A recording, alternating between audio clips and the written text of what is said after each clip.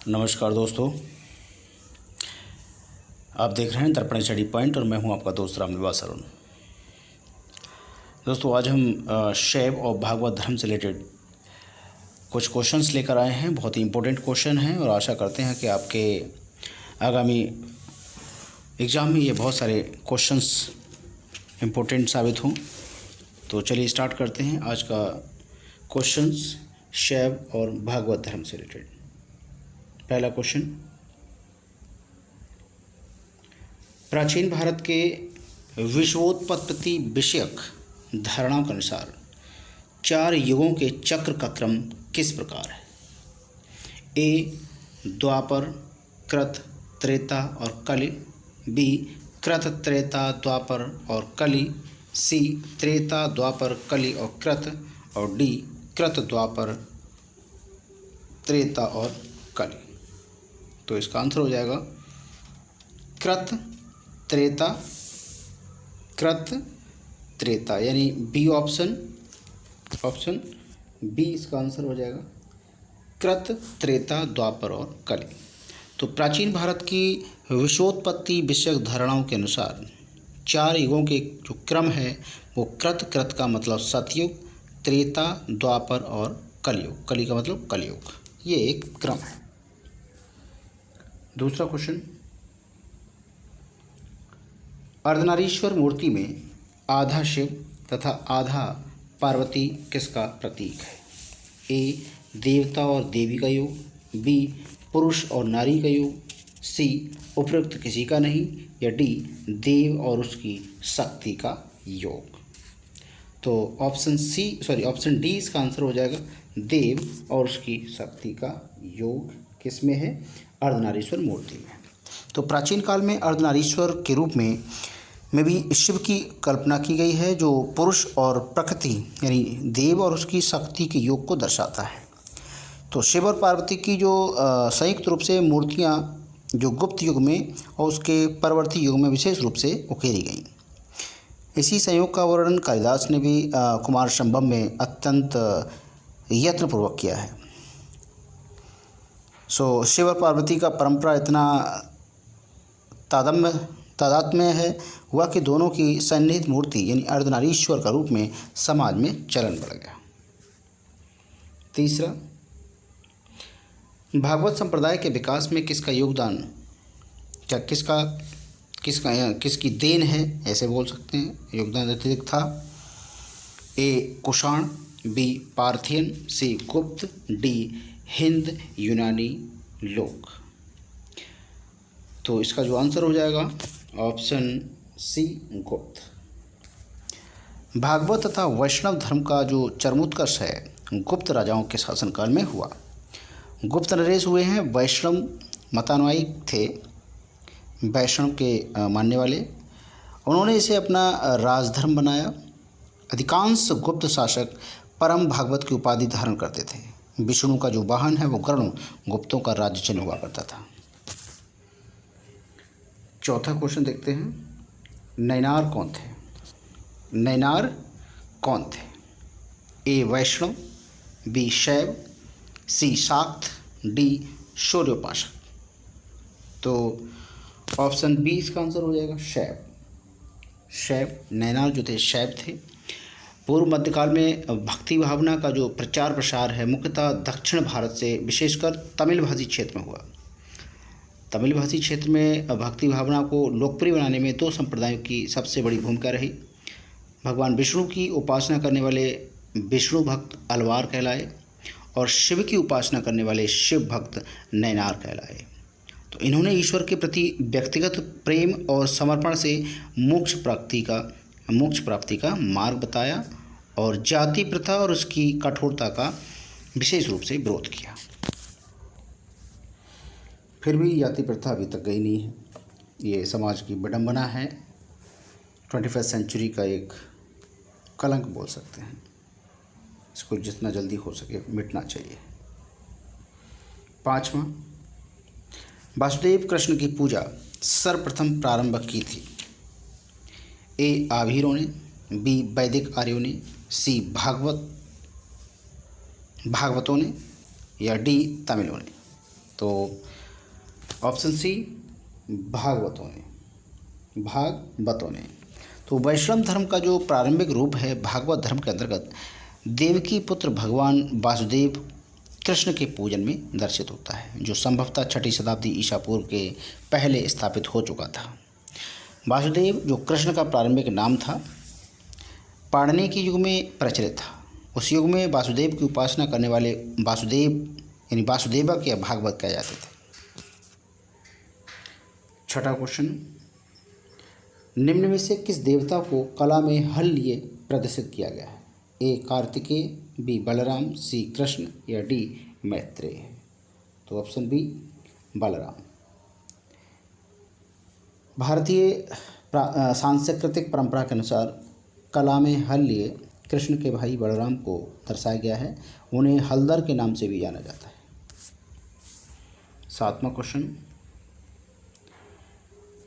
Heliodorus का बेसनगर अभिलेख क्या दर्शाता है? ए संकर्षण तथा प्रद्युम्न से, बी संकर्षण तथा वासुदेव से, सी केवल वासुदेव से या डी संकर्षण प्रद्युम्न तथा वासुदेव से। तो इसका आंसर हो जाएगा केवल वासुदेव यानी ऑप्शन सी केवल वासुदेव से।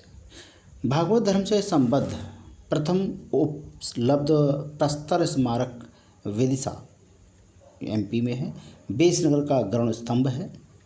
इससे पता चलता है कि तक्षशिला के यवन राजदूत हेलियोडोरस ने भागवत धर्म ग्रहण किया था तथा इस स्तंभ की स्थापना करवाकर उसकी पूजा की थी। इस पर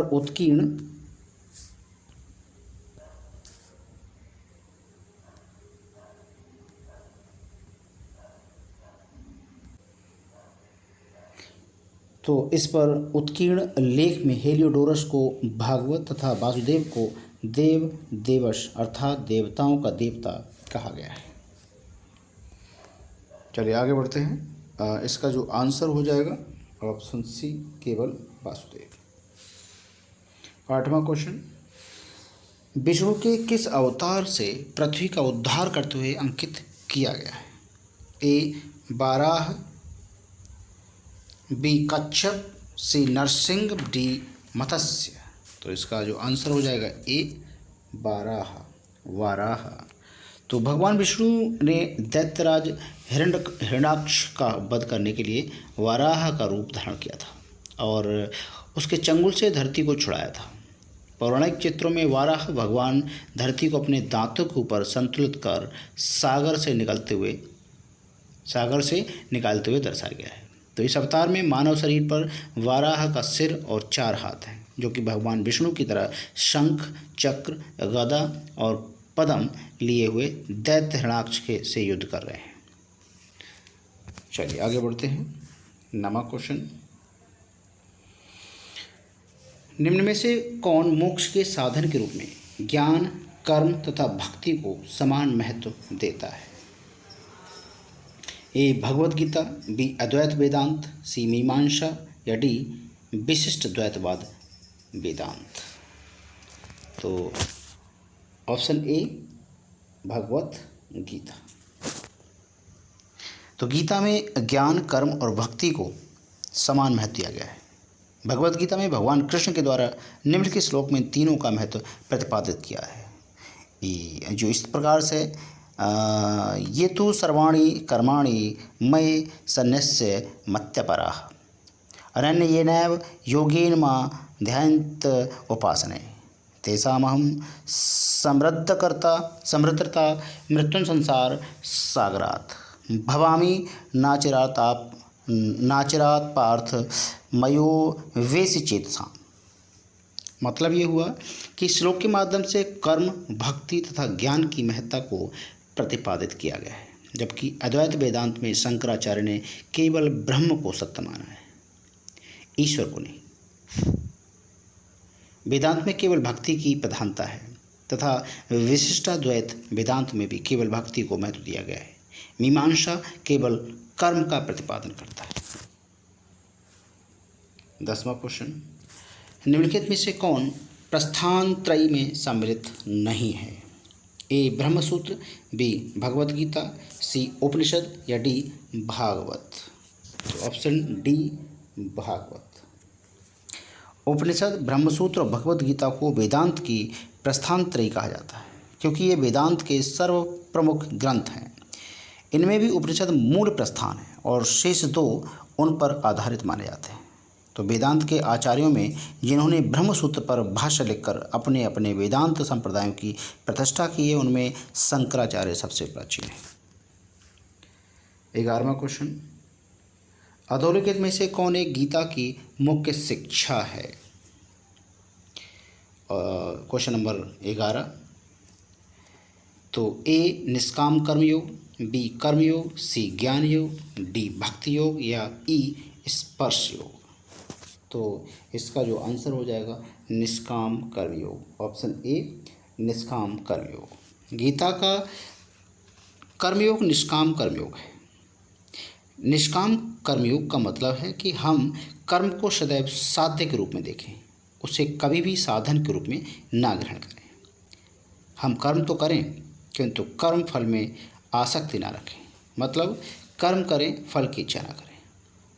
गीता के निष्काम कर्मयोग में ज्ञान, भक्ति और एक कर्म का समन्वय होता है। गीता की मुख्य शिक्षा निष्काम कर्मयोग का आदेश है। गीता स्वयं विभिन्न योग मार्गों का तुलनात्मक अध्ययन करने के निष्काम कर्मयोग की श्रेष्ठता को स्वीकार करती है। आगे बढ़ते हैं, 12वां क्वेश्चन, कालिका पुराण किस धर्म से संबंधित है? ए बौद्ध, बी जैन, सी वैष्णव या डी शाक्त। ऑप्शन डी शाक्त। कालिका पुराण शाक्त धर्म संबंधित है। कालिका पुराण को कलि पुराण भी कहा जाता था। ये हिंदू धर्म की शाक्तवाद परंपरा में 18 पुराणों में से एक मानी जाती है। 13वां क्वेश्चन देखते हैं, नासिक में कुंभ मेला किस नदी के तट पर लगता है? ए कोयना नदी, बी ताप्ती नदी, सी गोदावरी नदी, डी नर्मदा नदी। तो ऑप्शन सी इसका आंसर हो जाएगा गोदावरी नदी।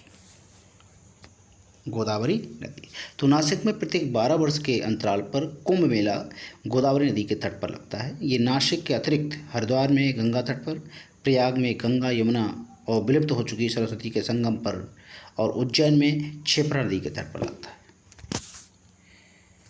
14वां क्वेश्चन, वह प्राचीन स्थल जहाँ 60,000 मुनियों की सभा में संपूर्ण महाभारत कथा का वाचन किया गया है। तो क्वेश्चन नंबर 14, ए काम्पिल्य, बी अहिच्छत्र, सी हस्तिनापुर या डी नैमिषारण्य। तो ऑप्शन डी इसका आंसर हो जाएगा नैमिषारण्य। क्या थे ये?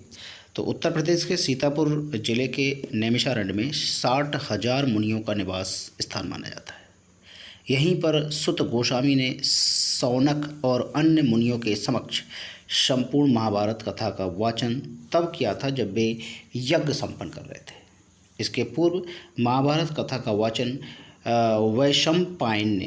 वैशंपायन ने राजा जनमेजय के लिए किया था। तो आज का लास्ट क्वेश्चन दोस्तों 15वां क्वेश्चन देखते हैं। आज 15 क्वेश्चन थे। रामायण के किस कांड में राम और हनुमान की पहली भेंट का वर्णन किया गया है? ए बालकांड, बी किष्किंधा कांड, सी सुंदर कांड या इनमें से कोई नहीं।